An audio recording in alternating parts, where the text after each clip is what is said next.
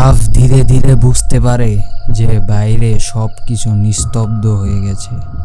Siren হেডের আওয়াজ বন্ধ, আর আশেপাশের গাছপালা যেন কোনো অদৃশ্য শক্তির প্রভাবে কাঁপছে।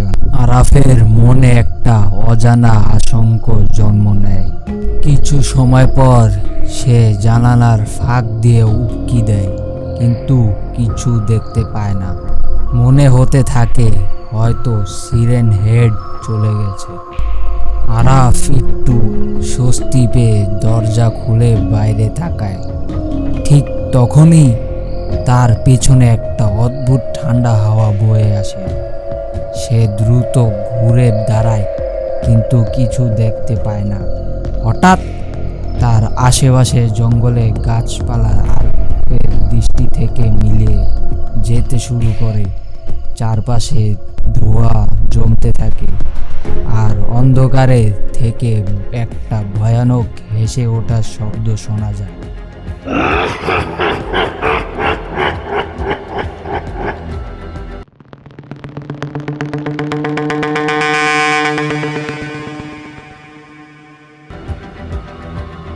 জঙ্গলে কাজ করতে আসা বিজ্ঞানীদের একটি গবেষণার কাজ করতে তখনই প্রথমে দানব সম্পর্কে জানতে পারে, কিন্তু কখনোই ভাবেনি যে সে নিজেই এর শিকার হবে। তার মনে পড়ে কিছু গবেষণায় বিজ্ঞানীরা বলেছিলেন যে এই দানব শুধু সাইরেন হেড নয়, বরং এটি একটি প্রাচীন অভিশাপ যা মানুষের আত্মাকে ভয় দেখিয়ে ধ্বংস করে দেয়। আরাফ বুঝতে পারে যে পালানোর কোনো উপায় নেই।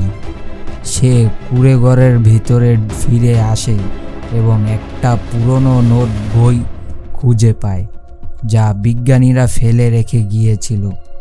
সেখানে লেখা ছিল দানবকে প্রতিহত করার একমাত্র উপায়, যাতে দানবের সামনে দাঁড়িয়ে ভয়ের বিরুদ্ধে লড়াই করতে হবে।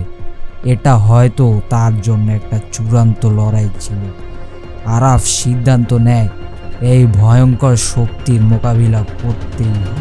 আরাফ আবারও বাইরে আসে এবং ধোঁয়ার মধ্য দিয়ে সেই দানবের সামনে দাঁড়ায়।